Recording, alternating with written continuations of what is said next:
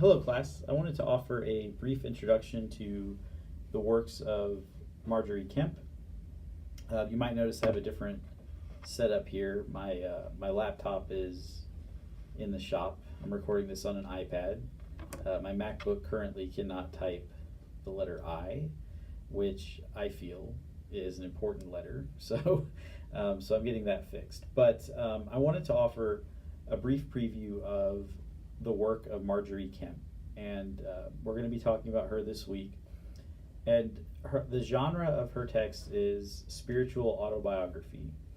Now, she was very much a controversial figure, but not a heretical figure, and I want to explain the difference there. So, she was writing about how to live a holy and pious life, and she claimed that she gained this knowledge directly from Jesus and Mary.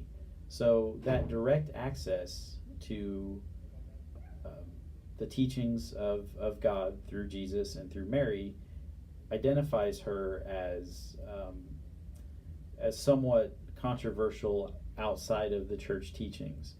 Now, she was never really accused of heresy because what she preached was aligned with church doctrine very rigorously. So she wanted to live the embodiment of church teachings to the letter.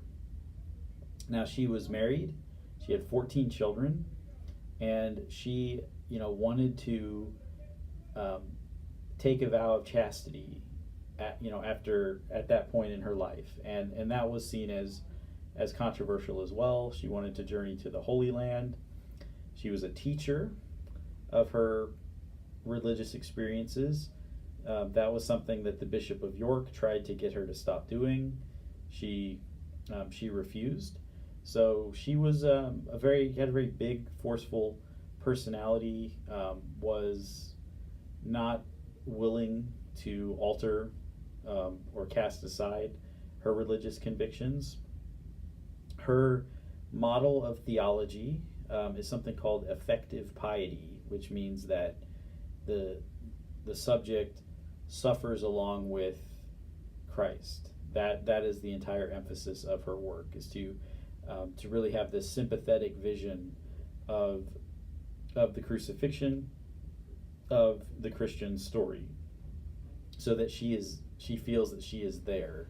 She experiences it, the emotions, the pain, the enlightenment, all of that. So it's so she's a mystic in that sense, and like I said, she's not heretical.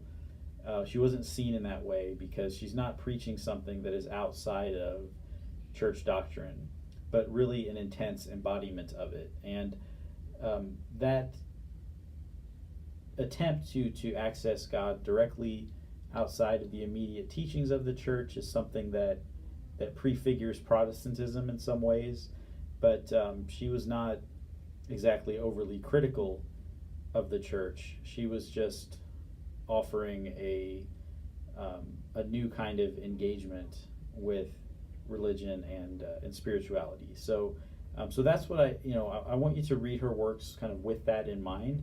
I will have a separate announcement for the course assignments, but I just wanted to offer that brief preview of Margery Kempe, and I look forward to your thoughts on her.